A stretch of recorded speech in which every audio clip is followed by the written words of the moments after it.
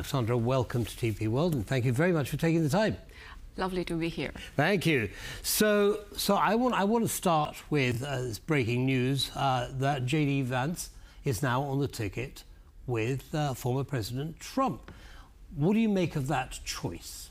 I would say it's a very interesting choice.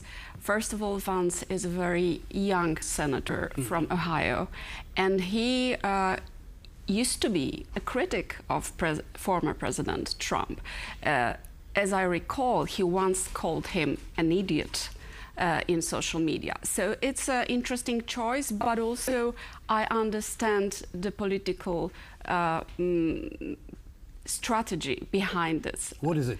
I think that he is a very popular figure in the Republican Party. He's young, he's from Ohio. In 2016, he published a very popular book, Hillbilly Elegy. Actually asking. Well, first of all, I have to tell that I am not objective here. I'm a journalist, I'm a part of the media business, so we are part of this discussion, right, of the struggle. But the way I see this is that the whole situation, the crisis right now we are having with the bill of intellectual right bill is a part actually of the bigger strategy, bigger policy of European Union to fight with monopoly and ensure that the European market is a free market. Because the big tech, as we call them, which is the big companies like Google or Facebook or Twitter or you name it, are, as you mentioned, held enormous power, economical power. And around the globe, there are questions raised.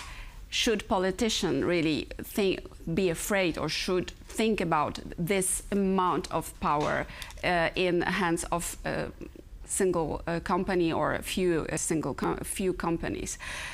So what is the discussion here is that big tech, these big companies, they are using the product of our work. They are using content, text, video, audio, you name it, and also not only journalists but also other creators like directors or actors, etc., musicians, and they make money on that.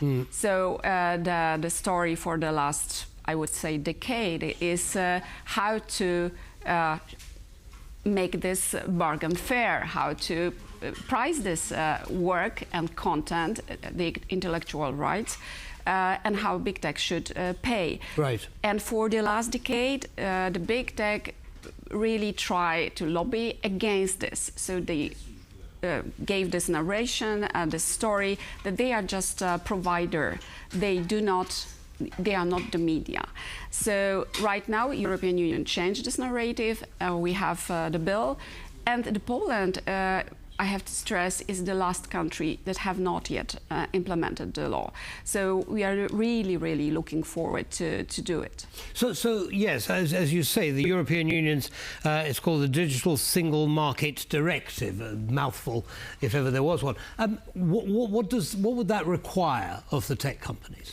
Well, the tech companies would have to, first of all, share their data about the users and how much content they provide, how much content they take from the media, for example, or the artists.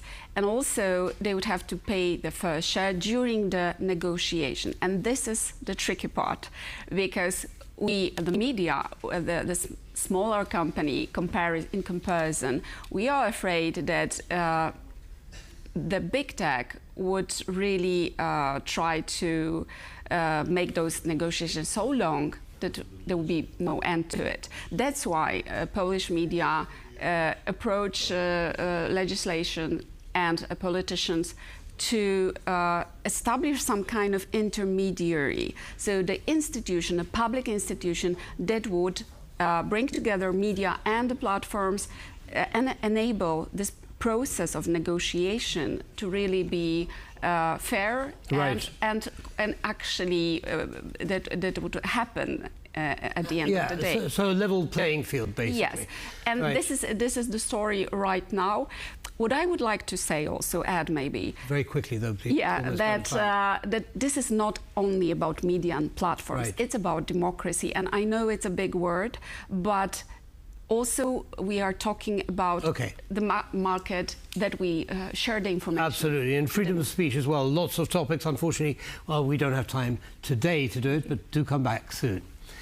Well, that's all from us on this episode of World Talks. Thank you very much, Aleksandra, for joining us.